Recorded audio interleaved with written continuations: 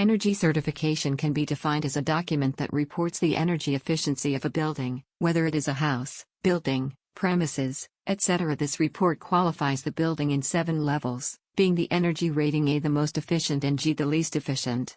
An energy audit can provide information on how to improve energy efficiency and optimize energy needs, thus improving the result of the energy certification.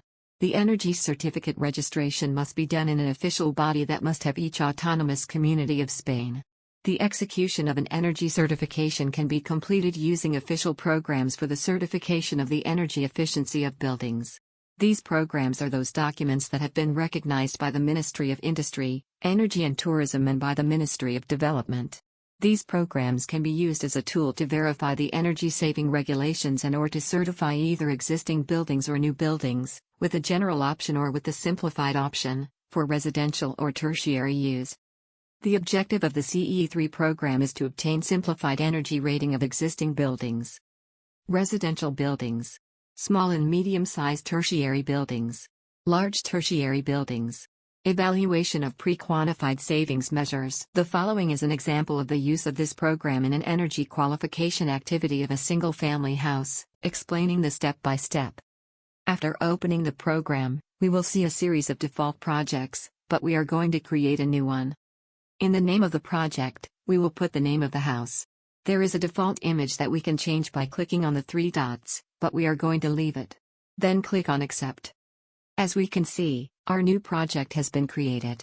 If we double-click on it, we access to another screen. Now, the only thing we have to do is to click again on New and our project will be definitively created. If we double-click on the newly generated project, we will access the General Project Data screen. The first thing we have to do in this section is to define the type of building. In this case we are in a single-family house, so we do not have to change anything. Other general data that can be defined is the locality or climatic data. This house, which is located in Leon, specifically belongs to Climate Zone E1, so we mark it. On the other hand, it asks us for the year of construction, which in this case is between 1979 and 2006. Finally, we have several possibilities to define geometrically the building, by its typology, by surface and orientations, with the help of plans and by importing the leader/calendar/Hulk programs. We are going to choose by typology, as it is the simplest. Once this is done, we could go to administrative data. Here would be the data of the designer or of the person who is doing the qualification. In the Renewable Energies section, the annual electricity generated is selected, as well as the annual electricity generated and self-consumed. In the Flow Factors section, the final energy flow factors are defined, which include electricity, heating oil/fuel oil, LPG, natural gas, coal and biomass. We could also click on Images. Or click on Tests, Checks or Inspections. In this case we are not going to fill in any of the previous sections, so we click on Accept and Save. The following would be the constructive definition, but, in this case, we will let the program use its default values. Now we would move on to the geometric definition. As we can see, it gives us 4 steps to follow. In step 1 we will choose among the 8 possible types of buildings that the program generates. As we had taken the definition by typology, we are in a single-family house in row in between party walls, then we do not have to change anything, we directly choose those 2 options. In step 2 we have to enter the requested data. Number of floors would be 2, the height would be 3 meters, the area per floor would be square meters, and the length of the main facade would be meters 7. Then we would have to fill in the percentage of openings in the facade. In this case it would be 30%. In the orientation box, we would put 0 degrees, because it is north-south orientation. Nothing else needs to be changed. We would click Next. In step 3, we do not change anything, we continue with the default values. In step 4, we do not change anything either, we are not going to put any shadow. We close and save again, because otherwise it will calculate the grade.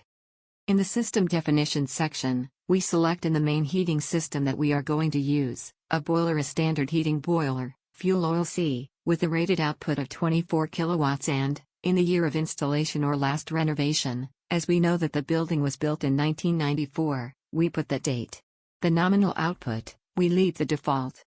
Then we activate main cooling system and, in the main equipment section, we add, with ducted air distribution. In nominal power we specify 12 kilowatts, and in the year of installation or last revision, we are going to put, for example, 2007. In energy efficiency we write a 3.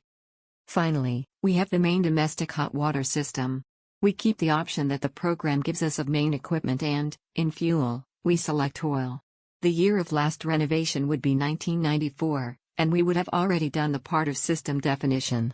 We click on Accept and Save. The last thing we have to do is to get the energy rating. On the one hand, it gives us the summary of results, where we can see the final energy consumption or carbon dioxide emissions by systems. Heating, cooling or hot water. It also gives us the energy rating. In this case, we have a letter E, which is a fairly low rating. On the other hand, we have the official report, which is the one that will have to be given to the administrations and the one that each building will have to have with the rest of the administrative documents and reference documents.